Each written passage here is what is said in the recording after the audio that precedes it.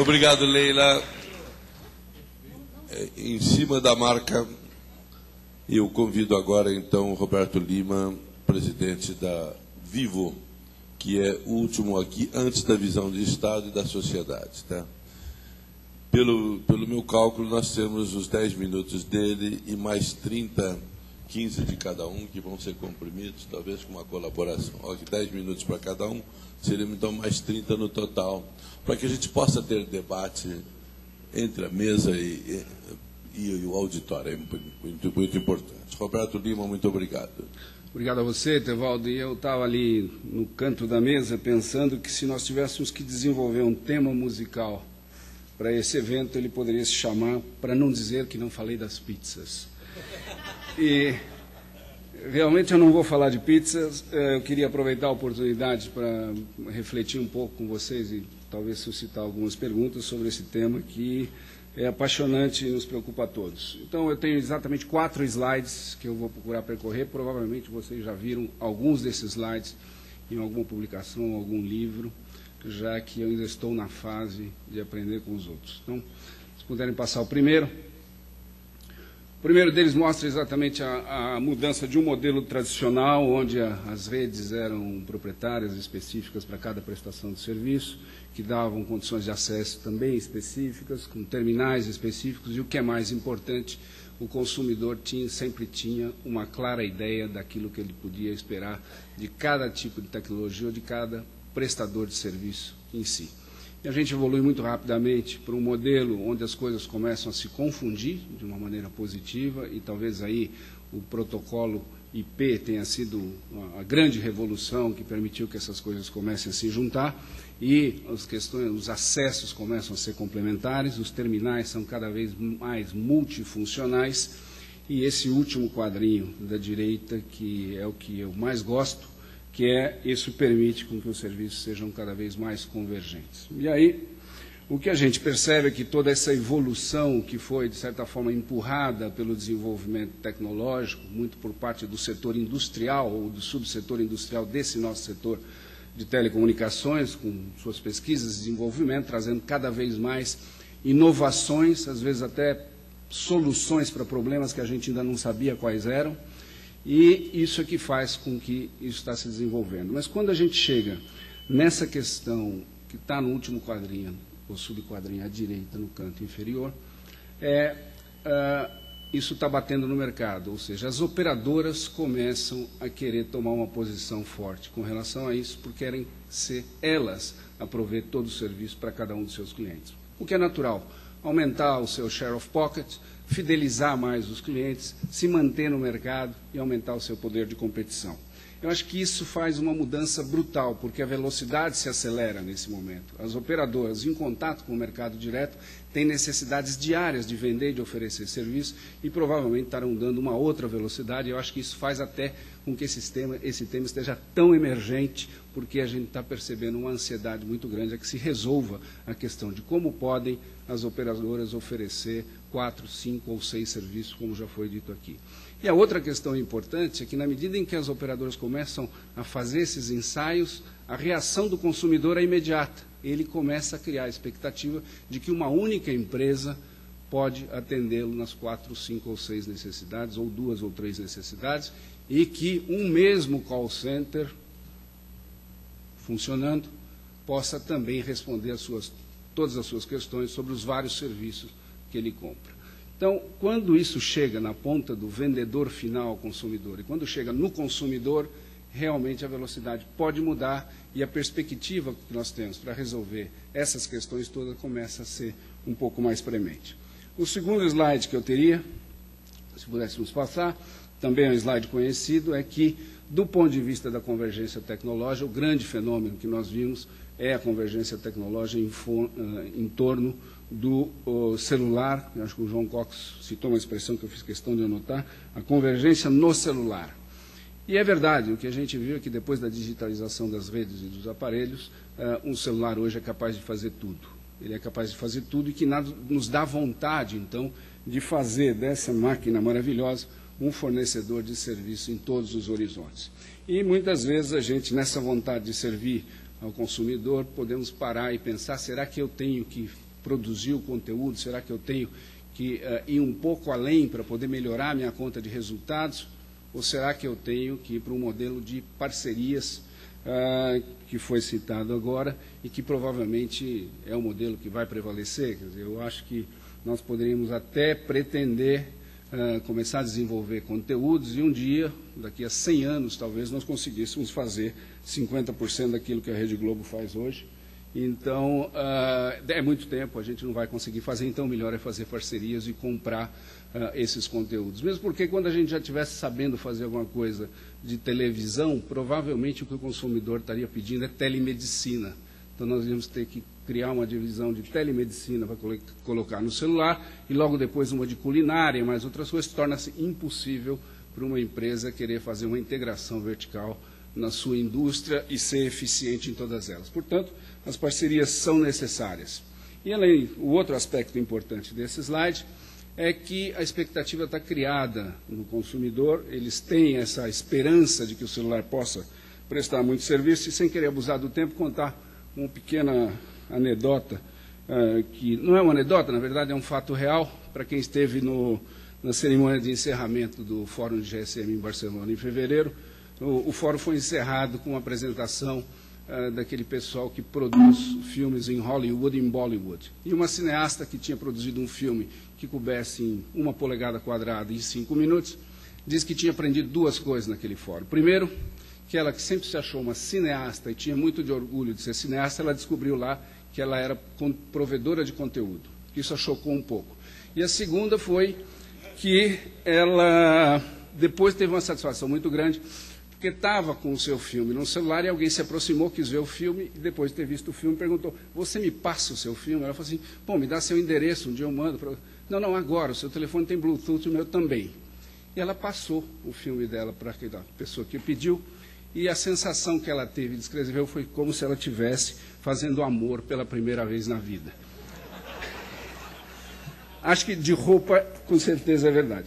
Mas, então, e depois, quando terminou o seminário, você imagina quantas outras pessoas se aproximaram para também receber o filme da Não. O que eu estou querendo dizer? É que esse movimento vai se acelerar, tudo será cada vez mais convergente em termos do celular, porque o consumidor vai pedir. Próximo slide, porque eu estou quase estourando o tempo. A questão do conteúdo, então, a grande questão, será que nós temos que produzir ou fazer parcerias? É indubitável a resposta de que tem que ser através da parceria, jamais conseguiríamos.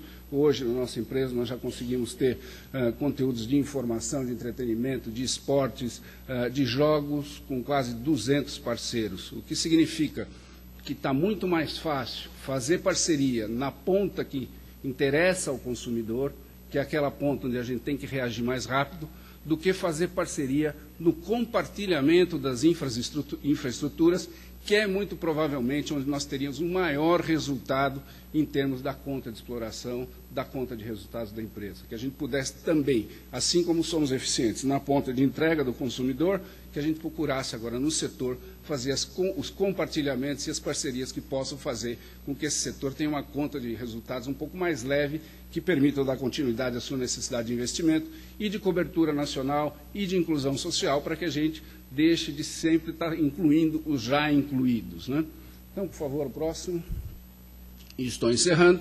Esse é um slide, então, que simplesmente resume, dizendo que os atores já estão em movimento, os provedores de internet querem fazer TV, os provedores de acesso, os provedores de telefonia fixa querem fazer televisão, os de celular querem fazer tudo, e, portanto, dificilmente a gente vai ver esse processo se interromper, ele vai se acelerar, e, portanto, nós deveríamos ter um quadro regulatório que não pode ser tão rígido a ponto de impedir o desenvolvimento de tudo isso, e que tem que ser revisto de uma forma bastante abrangente e aberta, para que ele não seja atropelado pelos fatos. Muito obrigado.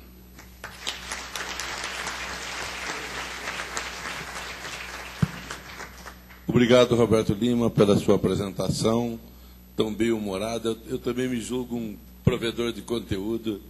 Isso, às vezes, tira um pouco do charme de qualquer profissão, como jornalismo, os artistas, os produtores de qualquer coisa e mais intelectual.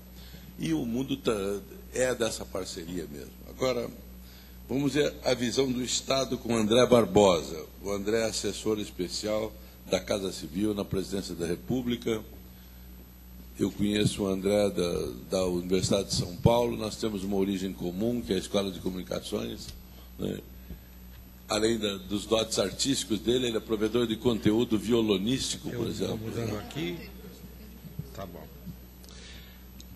Boa tarde já, né? Vou tentar ser o mais rápido possível, mas eu fui facilitado bastante nessa proposta, que eu imaginei até de uma maneira um pouco exagerada, uma coisa nova, na verdade eu vi aqui que não é. Que as pessoas estão realmente pensando da mesma forma que a gente está pensando. Vamos passar para frente. Na verdade, o tema é a convergência, mas, na verdade, a gente está propondo a convivência antes da convergência. Então, aí vai toda uma conotação de trabalhar em regras que eu ouvi ao longo desse tempo, que vocês me acolheram com a simpatia desse setor, que eu não era desse setor, e acabei me tornando, espero, parte dessa família e espero continuar. E é evidente que uma das coisas mais importantes, uma vez eu ouvi uma conferência dizendo sobre necessidade de trabalhar ex ante.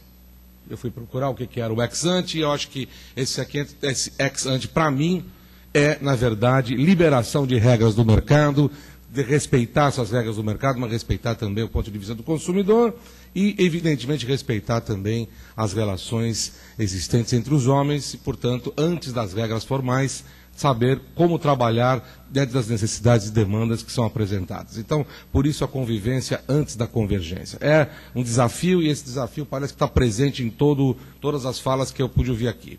Bom, no início a gente tinha a voz lá atrás, a voz, inclusive o Gênesis falava já isso, o verbo, né? Do verbo fez-se a luz, da luz à vida. Então, se transportar isso para o meio dos meios de comunicação, essa voz, na verdade, vai transformar o telefone e o rádio, as duas grandes invenções do século XIX, na interação. Então, nasce a telecomunicações e a radiodifusão como projeto interativo e colado, porque é evidente que o rádio vai se apropriar dessa interatividade com o uso do rádio, com o uso do telefone. Então, não existe radiodifusão sem uso do telefone. A participação pública, ela é fundamental para a audiência. O rádio descobriu isso já nos anos 30. Então, a televisão também nasce interativa com o canal de retorno fora da banda, porque ela nasce também com o telefone para fazer manter o contato com a população. Então, é um pouco fora de propósito imaginar, a não ser por bases tecnológicas modernas, que não existe interatividade, não existe contato tecnológico entre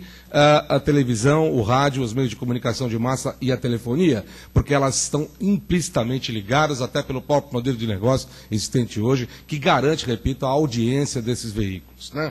As novas plataformas de conexão vieram a ampliar esse espaço, os satélites, os cabos terrestres, né? As formas de propostas de legislação, elas acabam no mundo sendo inicialmente divergentes e agora tendem à convergência. A Europa é a primeira a trabalhar isso, os Estados Unidos também têm uma plataforma através do FCC, onde há uma possibilidade de correlação, mas o Brasil tomou a decisão lá atrás, desde 62, isso é antes do golpe militar, isso é com Jango Goulart, e depois regulamentado em 67, a trabalhar de forma separada entre radiodifusão e telecomunicações, e isso tem um pouco de rescaldo, evidentemente, no controle que a sociedade quer ter sobre os meios de comunicação de massa, até porque esses controles são fundamentais até para a manutenção do que se imaginava naquela época, a segurança e as relações de Estado, né?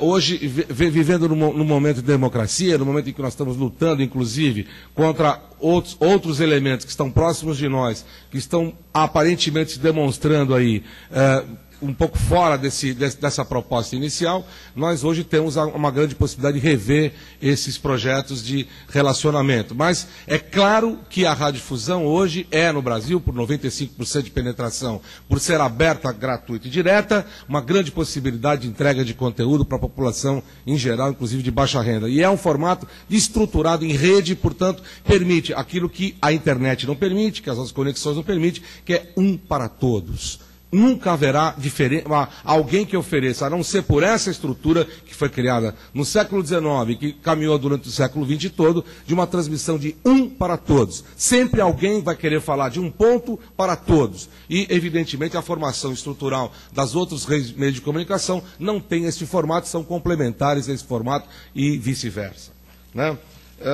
Na verdade, falando um pouquinho sobre o nosso esforço brasileiro de digitalizar os meios de comunicação de massa, que na verdade são meios de comunicação que chegaram depois na digitalização aos outros processos, nascem em 96 os estudos. Esses estudos são formulados pela Anatel, pela SET, que é a Sociedade de Engenharia e Telecomunicações, e pelo Instituto Mackenzie.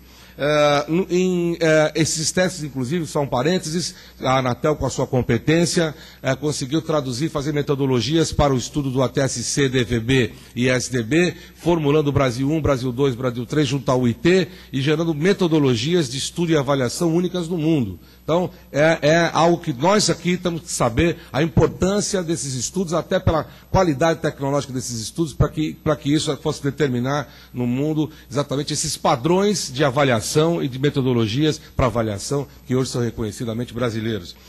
Em 2003, o governo Lula tomou a decisão de mudar o eixo. Esse eixo inclui as universidades, e aí tem uma coisa fundamental que eu escutei pouco nessa nossa reunião, que é o tratamento da indústria nacional, de que procurar retomar algo que até então era considerado carta fora do baralho, que é exatamente a questão de você ter tecnologia no Brasil, desenvolvimento e pesquisa no Brasil e indústria de base brasileira, mesmo que com capital estrangeiro, porque não há nenhuma diferença na legislação brasileira entre o capital nacional e o capital estrangeiro. Na verdade, nós precisamos do capital estrangeiro para não só trazer tecnologia, trazer transferência, mas investir em estrutura e investir em tecnologia.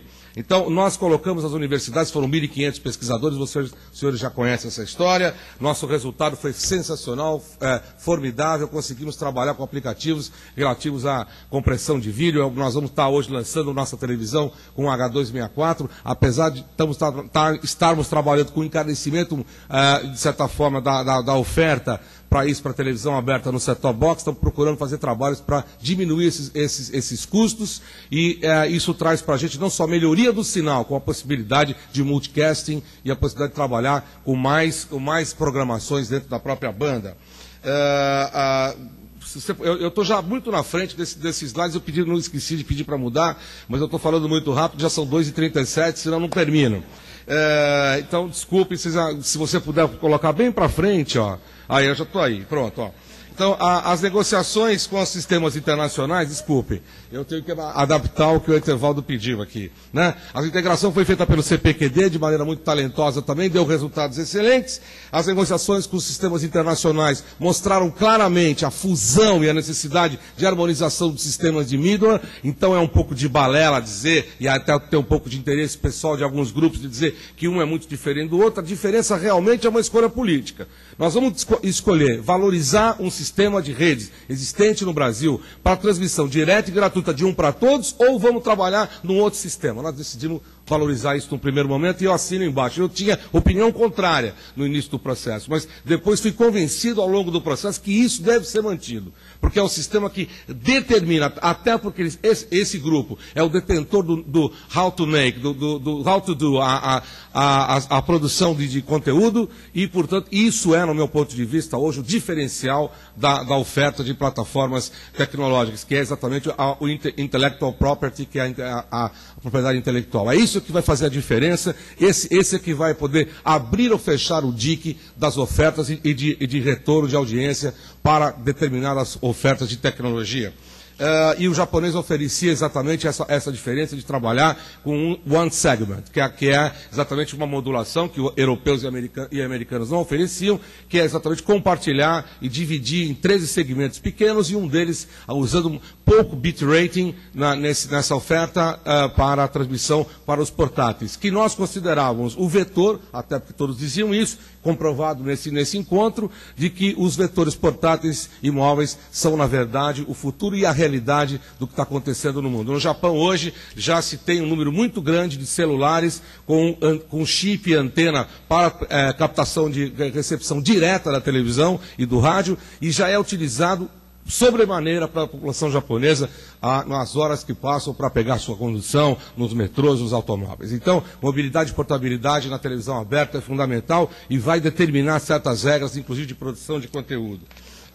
A grande definição do sistema brasileiro trata-se exatamente da mobilidade, portabilidade, alta definição e interatividade. Quero lembrar também que o nosso sistema é alta definição, porque já não se produz no mundo mais produtos de standard definition. Você vai a qualquer feira internacional, você já não tem mais câmeras, switches, você já não tem mais nada em transmissão que não seja alta definição. Portanto, qualquer investimento na migração deverá obedecer a essa regra. E mais do que isso, quer dizer, a possibilidade de você trabalhar como nós escolhemos, um sistema up-converted, que permite você trabalhar em standard. Então, essa realidade é uma realidade de convivência durante os 10 anos, que é o que o cronograma da televisão digital estabelece até 2016. A criação do multicast, me perdoa, só para eu poder terminar, a questão do multicasting, que é permitido pela regra, que eu vou poder utilizar várias transmissões de canal, e agora com o MPEG 4 e com o H264, mais de 4, se eu quiser, se eu tiver recurso, se eu tiver share publicitário, se eu tiver modelo de negócio, mas a possibilidade existe. E existe principalmente, é o que eu vou dizer atrás, daqui a pouquinho, sobre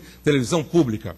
A questão dos 4 canais públicos foi criado exatamente com essa vertente de que, sabedores de que as emissoras comerciais não vão iniciar pelo multicasting, não tem interesse na interatividade como primeiro produto, foi dito isso aqui hoje, tá? Nós vamos trabalhar com a TV pública para isso. Nós temos possibilidade, nós já estamos trazendo pelo menos mais de um encoder na formatação dos nossos transmissores, para ter pelo menos 2 programações, uma nacional e uma que nós vamos trabalhar nos canais que foram criados de educação, cultura e cidadania, para formular novas propostas de televisão, formular a questão da interatividade. O Fórum estabeleceu regras que eu considero fundamentais, que são não só H264, mas o uso do áudio AAC, diferente do Dolby, considerado internacionalmente como o melhor sistema de áudio. E também a questão do nosso mídia produzido na Paraíba e no Rio de Janeiro, que é o Ginga, que soma a questão da linguagem NCL, a linguagem Java, declarativa e procedural, que é único no mundo, que permite interoperabilidade dos sistemas e permite também a possibilidade de interface com linguagens de IPv6 e a linguagem IP, para no futuro podemos trabalhar não só a televisão aberta de um para todos, mas ligar isso à IPTV. E também, só desculpe falar na última lâmina, sobre a questão da política de financiamento do BNDES, que já está aberta aos radiodifusores, junto com a proposta japonesa, a medida provisória 532, que isenta tributos e dá renúncia fiscal para transmissores e componentes, a questão da gestão social da TV pública, a interatividade e a escalabilidade, que nós estamos trabalhando exatamente nesse momento para poder oferecer um set-top box, onde você venda esse set-top box sem o middle, mas com a possibilidade de você ter escalabilidade, ou seja, ter um processo modular de inclusão posterior para fazer um upgrade, para que não haja a necessidade de que a pessoa possa inverter, principalmente o pessoal de baixa renda, 2 vezes no set-top box. Desculpe, passei o tempo, mas eram informações preciosas que eu queria passar para vocês nessa oportunidade de ter contato. Muito obrigado.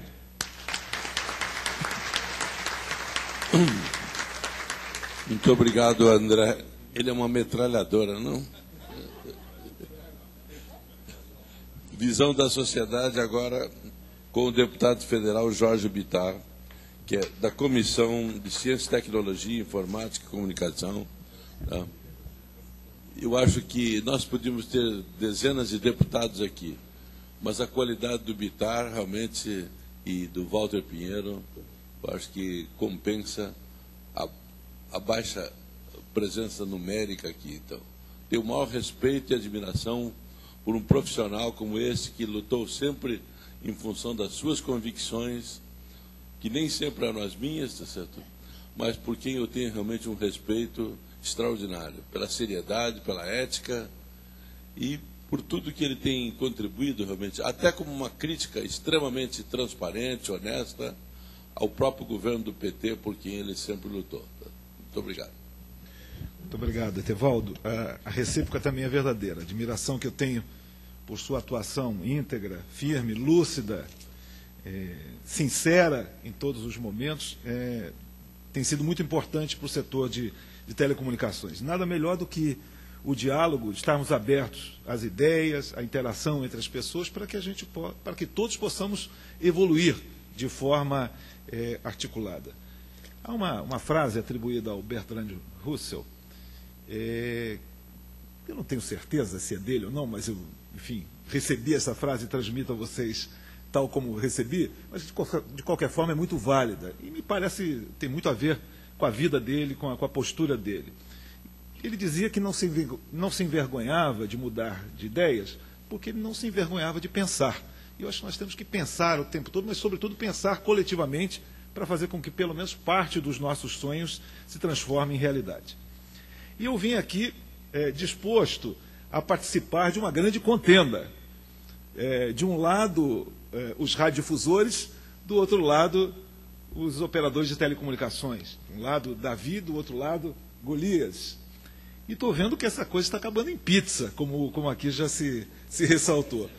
Porque estou vendo um clima de grande entendimento, que é muito positivo. Aliás, constatei esse clima também no Congresso da ABERT. Ricardo K. e eu estivemos lá e pudemos ver que aquilo que nos une é muito mais intenso, muito maior do que eventuais diferenças que ainda possam existir. O que nós precisamos é colocar na mesa as eventuais diferenças e construir um ambiente de entendimento, né, nesse novo quadro de transformações por que passa o setor de telecomunicações. Não há dúvida, como já disse ontem também, que algo merece ser alterado no que diz respeito à legislação e à política, e as normatizações, as políticas de concessão de serviço. Quando menos porque os conflitos estão aí, de forma acentuada, né? As disputas entre concessionários e TVs por assinatura, a licitação do IMAX, que se encontra paralisada, e tantas outras questões. Tudo isso por conta do que aqui já se disse. Há uma revolução tecnológica em curso, as plataformas, todas as plataformas estão habilitadas para o triple play, o quadruple play está aí, já se falou hoje até no sexto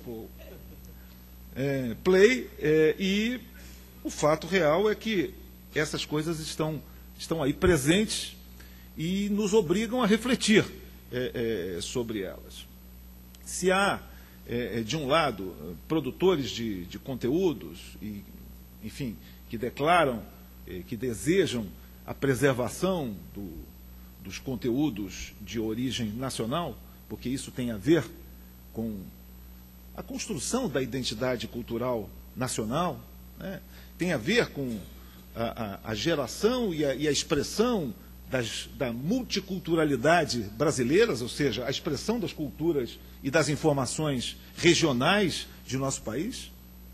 É preciso que se leve em consideração isso quando nos encontramos num ambiente que torna as fronteiras cada vez mais débeis em todos os sentidos e que, de alguma maneira, possam colocar em risco a possibilidade de que, de forma sustentável, do ponto de vista econômico, a indústria de geração de conteúdos brasileiros possa continuar provendo seus conteúdos para a população brasileira.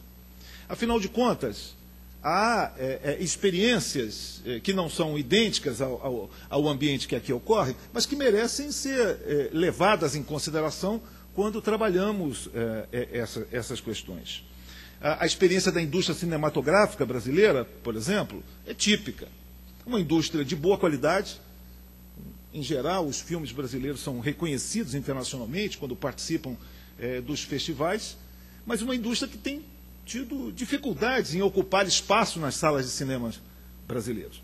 Porque no meio desse processo há uma figura chamada distribuidor, que aqui no Brasil e em grande parte do mundo, esse sistema é controlado por grandes corporações, sobretudo americanas, que fazem com que, apesar dos americanos serem um grande gerador de conteúdos, eles devem gerar algo em torno de 40% dos conteúdos mundiais. Mas nas salas de cinema estão lá 80% dos conteúdos americanos. Então, é preciso que se leve em consideração essas coisas. Você precisa gerar conteúdos e precisa se remunerar desse investimento de conteúdos. E para o país é essencial que nós continuemos a gerar conteúdo audiovisual de qualidade, produzido por brasileiros, para brasileiros também. O que não significa que não venhamos a estar abertos, como sempre estivemos, à contribuição das culturas do mundo aí, disponíveis para todos os brasileiros. Então, a melhor maneira de tratar esse problema é abrir a cadeia de valor, tratar de maneira segmentada os vários segmentos, né, os vários elos dessa cadeia de valor. No que diz respeito à produção de conteúdos, trabalhar o marco regulatório no sentido de assegurar que os conteúdos de brasileiros para brasileiros sejam elaborados exclusivamente por empresas controladas por brasileiros. E, de outro lado, no que diz respeito à programação, que é o estágio intermediário dessa cadeia, assegurar que nessa programação estejam contidos o conteúdo nacional, estejam contidos os produtores independentes, estejam contidos os conteúdos gerados regionalmente em nosso país. E quando se fala nisso, se fala de trabalhar o conceito de cotas conceito adotado por muitos países internacionalmente, examinando-se, inclusive, o papel das empresas de controle brasileiro nesse estágio da programação, também como algo significativo.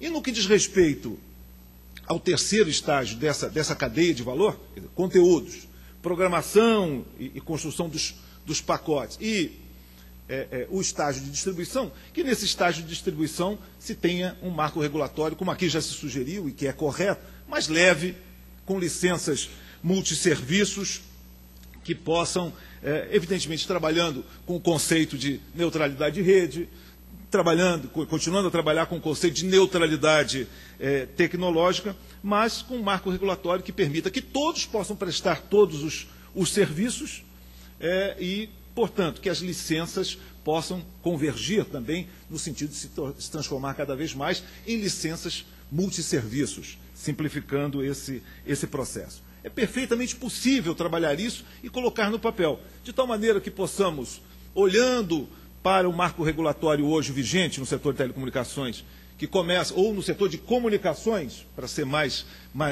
amplo, olhando para o Código Brasileiro de Telecomunicações, de 1962, para a Lei do Cabo, de 1995, para a Lei Geral de Telecomunicações, de 1997, e um conjunto grande de atos normativos, decretos, etc., e nós possamos trabalhar organizando esses processos, fazendo ajustes onde há essa necessidade. Se nós trabalhamos de forma segmentada esta cadeia, diferenciando conteúdos, programação e do outro lado, distribuição, não faz mais sentido, por exemplo, que o dispositivo na Lei do Cabo, que diz que essas empresas devem ser controladas exclusivamente por brasileiros, se nós não estamos trabalhando essa coisa de forma mais verticalizada, né, nós podemos perfeitamente admitir que empresas, que grupos estrangeiros possam controlar empresas de TV a cabo. Até porque elas passam a ser mais uma das plataformas, como aqui já foi dito, de distribuição desses conteúdos na sociedade brasileira. Se, por outro lado, se temos que examinar a questão do must carry, como aqui sugeriu o José Francisco, das organizações Globo, é evidente que num novo ambiente, sou simpático a que todos devam transportar os conteúdos de canais abertos. Mas, como você está cobrando lá na ponta, e como você está tendo, além disso, receita publicitária nesses novos serviços também, por que não remunerar aqueles que produzem esses conteúdos? Me parece ser absolutamente justo e correto. Ou seja, há uma série de dispositivos que podem e devem ser ajustados. Essas questões têm que ser colocadas na mesa para que esta pizza que está em processo de elaboração seja de boa qualidade, seja verdadeiramente duradoura. E eu penso o seguinte, há duas questões que são importantes. Nós temos que resolver esse problema já. Ou seja, precisamos produzir esse acordo rapidamente para que possamos fazer esses ajustes. Sem prejuízo de que, reconhecendo de forma humilde as nossas limitações diante de um processo de revolução tecnológica que está em curso e que continua, né, que provoca rupturas na forma como as redes são organizadas, na forma como os serviços podem e devem ser prestados, que nós estejamos dispostos a periodicamente rever esse marco regulatório, como fazem os países desenvolvidos. Ou seja, não precisamos ficar novamente 10 anos paralisados. É evidente que a Lei Geral de Telecomunicações, como disse aqui o Carlos Henrique, continua sendo o grande marco regulatório do setor de telecomunicações, mas vamos ter que fazer ajustes de forma periódica, com periodicidades provavelmente cada vez menores, para que nós possamos dar conta dos novos desafios que se apresentam permanentemente para a gente. Afinal de contas, as oportunidades para negócio, nós estamos falando, como disse o Ricardo K. no Congresso da BERT, na possibilidade de construir um jogo ganha-ganha. Não significa, quer dizer, a coisa da pizza, que é apenas uma brincadeira, na verdade significa um grande entendimento para que possamos evoluir, destravar o ambiente de investimentos que se encontra profundamente limitado. Estão aí o IMAX paralisado, a própria terceira geração, já me referi ontem, da telefonia móvel, que se encontra ainda, agora já numa fase bastante boa, mas que precisa de um impulso político para que possa ocorrer neste ano também verdadeiramente, e uma série de outros investimentos em redes. Tem gente aí que já está botando fibra ótica na última milha e tantas coisas desse tipo que eu acho que são significativas, importantes, porque vão gerar empregos, vão gerar oportunidades para a nossa indústria produtora de equipamentos e vão gerar, por um sistema de competição, melhores e serviços melhores e mais baratos para os usuários. Afinal de contas, é isso que nós queremos para o nosso Brasil. Muito obrigado a todos.